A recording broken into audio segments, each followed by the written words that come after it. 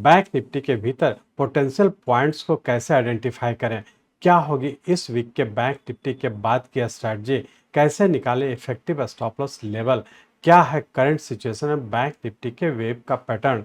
नमस्कार दोस्तों, स्वागत है आपका डॉक्टर संजय वेब के यूट्यूब चैनल में। दोस्तों, आज मैं doctor Sanjay Sinha, technical analyst working on new web since last 28 years.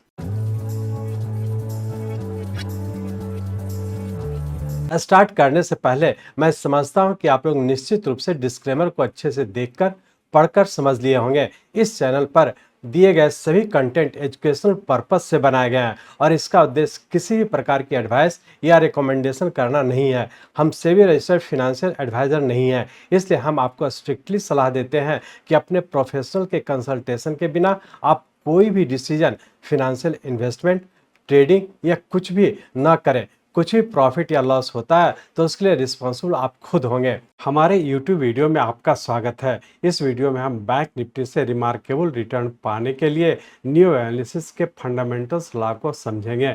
हम कॉन्स्टेंटली इवॉल्विंग बैंक निफ्टी के बारे में इंसाइट प्राप्त करेंगे। इस वीडियो में जाने रिलायबल और प्रिसाइज स्टॉप लॉस सेट करने की कला। हम न्यू एनालिसिस से बैंक निफ्टी के वेब पैटर्न का बिट बाय बिट मूवमेंट को समझेंगे।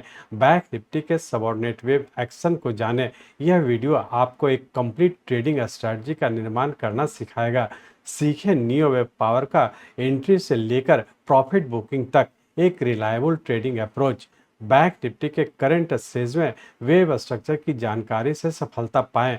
हम बैंक निफ्टी के रेंज बाउंड कंडीशन में छोटे छोटे ट्रेड पर जोर देते हैं। इस यूट्यूब वीडियो से रिस्क मैनेजमेंट के स्किल्स को शार्पन करें। सीखें कैपिटल को सेफ रखने के आसान तरीके।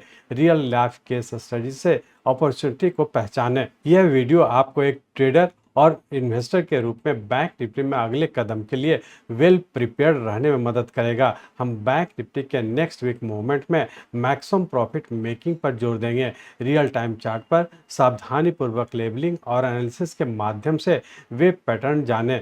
तो बैंक निफ्टी में वेव को फॉलो करने और इन सभी चीज़ों को जानने के लिए हम लोग चलते हैं बैंक निफ्टी के रियल टाइम चार्ट पर। ये बैंक निफ्टी का हम लोग का डेली चार्ट है। इस डेली चार्ट में हम लोग देख रहे हैं कि हम लोग का 4 जून का एक करेक्शन पूरा करके और पुनः फिर से हम लोग के यहाँ पर राइजिंग ट्रेंड में इंटर कर चुके हैं। और इस राइजिंग ट्रेंड के तहत हम लोग देख रहे हैं कि हम लोग का ऊपर का 1, 2, 3, 4 और 5 वेव, इस पॉइंट पे हम लोग का एक इम्पल्स वेव कंप्लीट करने का और यहाँ से हम लोग पिछले 2-3 सप्ताह से करेक्शन में इंटर किए हुए हैं।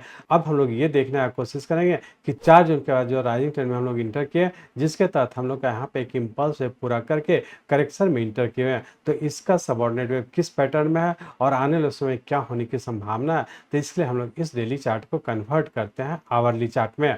यहाँ पे हम लोग आवरली चार्ट में आ चुके हैं। इस आवरली चार्ट में हम लोग देख रहे हैं कि 4 जून 2024 को हम लोग का एक करेक्शन पूरा करने का राइजिंग ट्रेंड में ऊपर कंटिन्यू किए थे, जिसके तहत हम लोग का यहाँ पे 1, 2, 3, 4 और 5 वेव इस पॉइंट पे कंप्लीट किया, जिसमें कि रफली हम लोग का 15 डेज का टाइम लगा। और इसके बाद यहाँ से हम लोग करेक्शन में इंटर किए हुए थे और करेक्शन के तहत नीचे का ये बी और सी वेव हम लोग का इस पॉइंट पे कंप्लीट करके और पुनः फिर से हम लोग एक करेक्टिव राइज में इंटर किए थे। तो हम लोग ऐसा कर सकते हैं कि यहाँ से लेकर के करेक्शन के तहत नीचे का एक फ्लैट पैटर्न का फॉर्मेशन हुआ, जिसके तहत ए, बी और सी वेव इस पॉइंट पे पूरा करके और पिछले वीक फिर से हम लोग एक करेक्टिव राइज में इंटर किए थे। इस करेक्टिव राइज के तहत ऊपर का ए, बी और बहुत ज़्यादा संभावना है कि सी वेव इस पॉइंट पर पूरा करके अभी छोटे से एक रेंज बाउंड में ही रहने की संभावना है। लेकिन ध्यान रखें कि यहाँ से हम लोग का एक इम्पल्स वेव कंप्लीट करने के बाद एक फ्लैट पैटर्न का फॉर्मेशन इस पॉइंट पे कंप्लीट किया और उसका पुनः हम लोग यहाँ पे एक्स वेव बनाने का हो सकता है कि फिर से हम लोग का एक नेक्स्ट करेक्शन पैटर्न में रहने की संभावना है।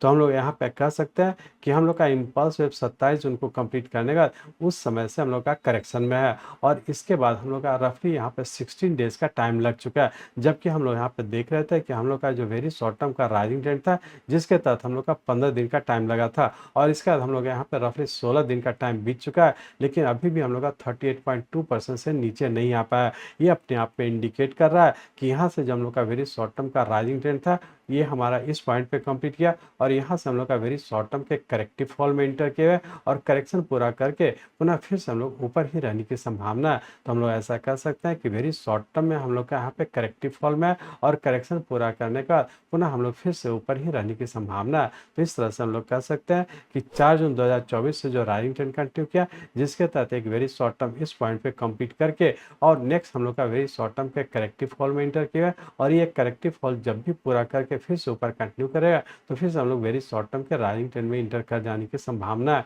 तो हम लोग ऐसा कह सकते हैं कि 3 सप्ताह से हम लोग का करेक्शन में है और बहुत ज़्यादा संभावना है कि इस वीक में हम लोग का करेक्शन में ही रहने की संभावना है। तो बेहतर है छोटा छोटा ही ट्रेड करने का कोशिश करेंगे और स्टॉप लॉस को फॉलो करते हम लोग छोटे से रेंज बाउंड में ट्रेड करने का कोशिश करेंगे। ध्यान रखेंगे यहाँ पे हम लोग का 27 जून से जो करेक्टिव फॉल हो रहा है ये अभी भी हम लोग का करेक्शन में है और अभी भी करेक्शन में ही रहने की संभावना है। तो ध्यान रखें करेक्टिव फॉल रहा है, बहुत एग्रेसिव होकर शॉर्ट पोजीशन नहीं बनाएंगे और छोटे से रेंज बाउंड में ट्रेड करने का कोशिश करेंगे। तो हम लोग अभी ये देखने का कोशिश करेंगे कि इस वीक में क्या होने की संभावना है। तो हम लोग ऐसा कह सकते हैं कि इस वीक के लिए रेंज बाउंड के तहत नीचे का 51,800 और ऊपर का 53,000 इसी रेंज बाउंड में रहने की संभावना। रेंज बाउंड में छोटा छोटा ट्रेड करने का कोशिश करेंगे।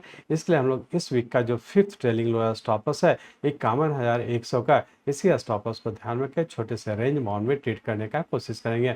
ध्यान रखेंगे कि हम लोग का 5th trailing lower stop loss 51,100 और वो अभी तक के ब्रेक नहीं किया और पिछले 3 दिनों से हम लोग का छोटे से रेंज बाउंड में है। तो इसमें हर डिक्लाइन पे बाई करके ऊपर के लेवल पर प्रॉफिट बुक करने का कोशिश करेंगे।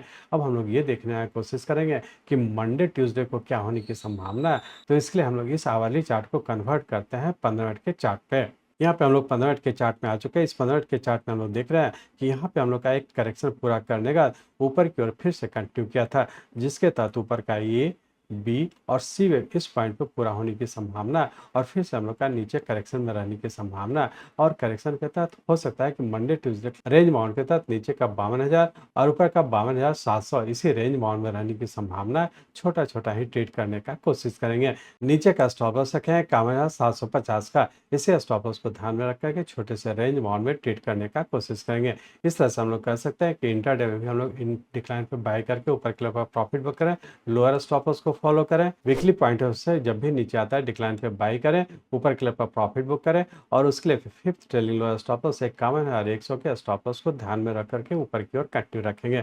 वेरी शॉर्ट टर्म की बात करें तो वेरी शॉर्ट टर्म में हम लोग का अभी करेक्टिव फॉल में और करेक्टिव फॉल नीचे कहीं ना कहीं पूरा करके फिर से जब ऊपर का पैटर्न कंफर्म करेगा तो फिर से ऊपर कंटिन्यू हो जाने की संभावना। तो अभी हम लोग वेरी शॉर्ट टर्म के पॉइंट से छोटे से रेंज बाउंड में ट्रेड करने का कोशिश करेंगे। जब तक कि हम लोग का करेक्शन पूरा करके ऊपर स्टार्ट नहीं होता हम लोग बहुत एग्रेसिव होकर के लॉन्ग पोजीशन बनाने का कोशिश नहीं करेंगे। बेहतर है छोटा छोटा ही ट्रेड करने का कोशिश करेंगे। मैं चाहता हूं, मेरे जीवन का लक्ष्य है कि नियो एनालिसिस के नॉलेज से इस मार्केट में कोई भी लूजर ना हो। इसको आप सीखें, लोगों को सिखाएं, लोगों को मदद करिए। हमारे साथ जुड़े रहने के लिए, आज के वीडियो को ध्यानपूर्वक अटेंड करने के लिए, इसे दूसरों तक पहुंचाने के लिए आप सबका हृदय से बहुत बहुत धन्यवाद। जय हिंद।